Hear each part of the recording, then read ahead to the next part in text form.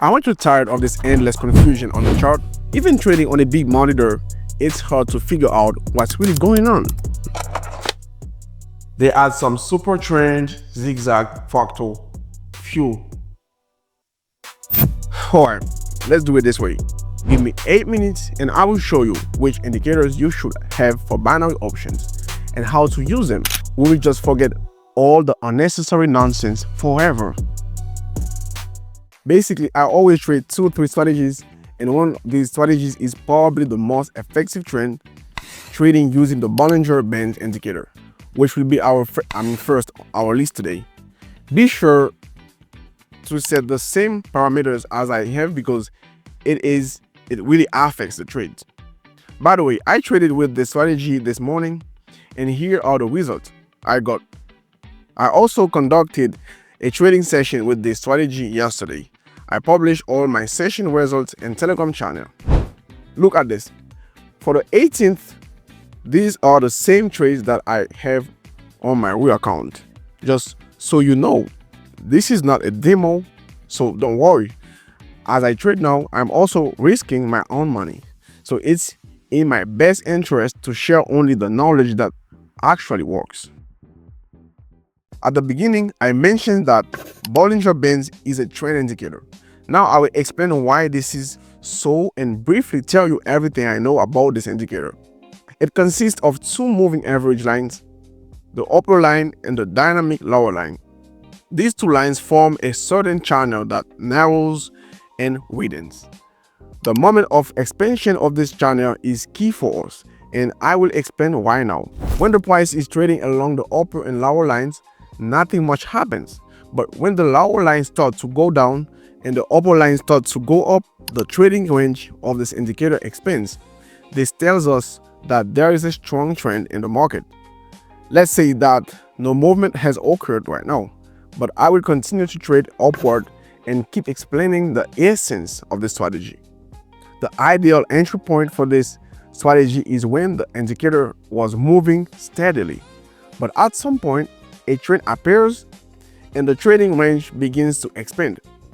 This can happen when the price moves along the upper boundary or along the lower boundary or even breaks through one of the boundaries entirely. This confirms the presence of a strong trend, and our task is simply to join at the very beginning of this trend, whether it's upward or downward. Here's a very simple rule that you need to learn to trade using this indicator. Of course, we also look to ensure that there are no resistance levels that would prevent our price from potentially moving upward. So if there were a resistance level here, I wouldn't trade upward here. You need to understand that. Here we have an example of a clear classic trend that develops along the upper Bollinger Band, with the upper boundary trending upwards while the lower boundary remains parallel for now. However, when the trend is very strong, the lower boundary will also trend downwards, thereby expanding the range of this indicator. Now you can trade using this trend strategy with the following indicator, which we will discuss next. This is the Keltner Channel indicator, which operates on a very similar principle, the Bollinger Bands.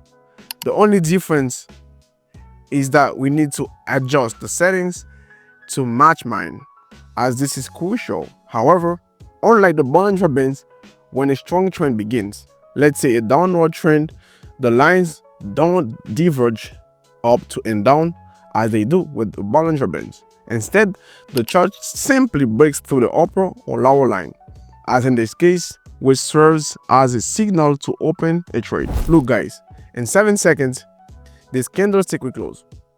I see that it's closing below the Keltner Channel line, so I will open the trade for 1 minute on the next candlestick, since my time frame for each candlestick is also 1 minute. Notice that no horizontal levels are interfering with us. We have already surpassed this horizontal level, and there is still a significant distance to the next one, providing room for movement. So therefore, we are trading with the trend and waiting for the result.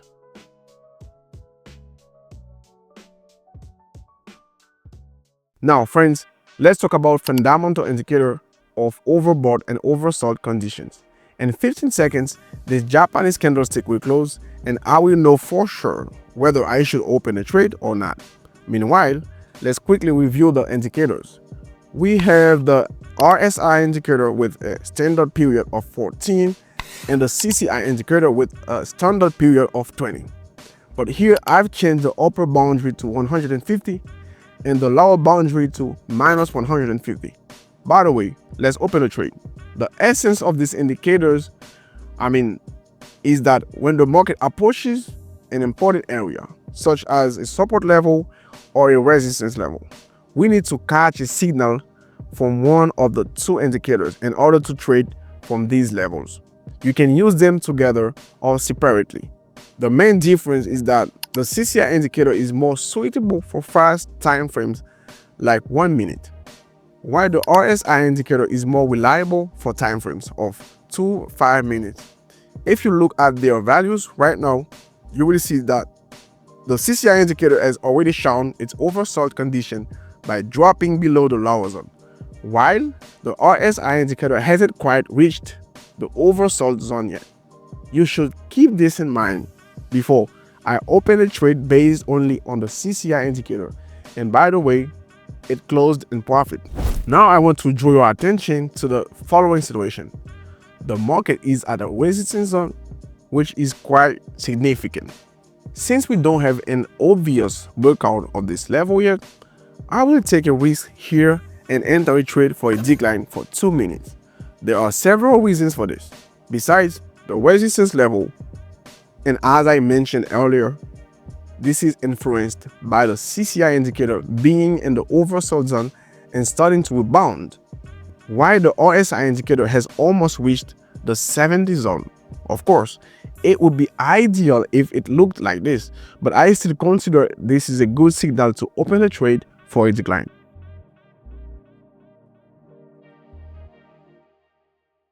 Before moving on to the next indicator, I would like to make one more trade.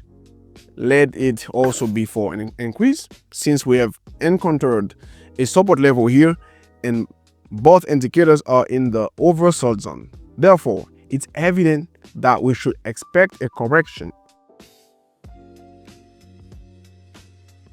Now, guys, it's time to demonstrate to you the last strategy and perhaps the most important indicator that you must know how to use. I'm sure you all know about it. It's the moving average line. This indicator is very easy to add. We click on the moving average twice. Here we set the period to 11 and choose EMA as the type, then save it. For the second line, we set the period to 56 and also select EMA as the type. In size, I usually make this line thicker and change its color.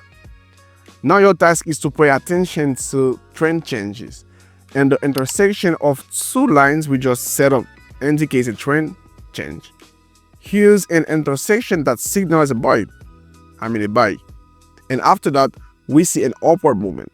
Then there's an intersection that indicates a sell.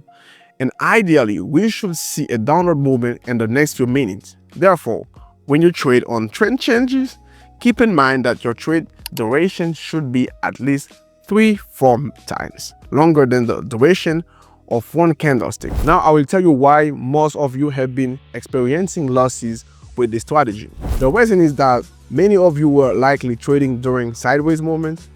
Notice that there are also intersections here and here, but such signals are unlikely to perform well because the market is just moving within a range. In a sideways movement, it oscillates from the upper boundary to the lower boundary and back again. I can find any examples like this on any currency pair. For instance, here's one example and another. However, you should only trade with the strategy when there is clear transition from an upward trend to a downward trend or vice versa. Take another look at this chart. It's very similar. We have a long upward movement followed by a long downward movement. Only in such cases will the intersections of these indicators work and bring you profit. Well, friends, I hope that in this video I was able to explain you about the 3 types of indicators that you must know to use in order to earn money on binary options. While I was explaining all this to you, I even managed to earn a decent amount, which makes me very happy. So if you like my content, be sure to subscribe, and don't forget that this evening there will be another trading session in my Telegram channel where you can simply follow the signals and earn. Thanks you all for watching. See you in the next video.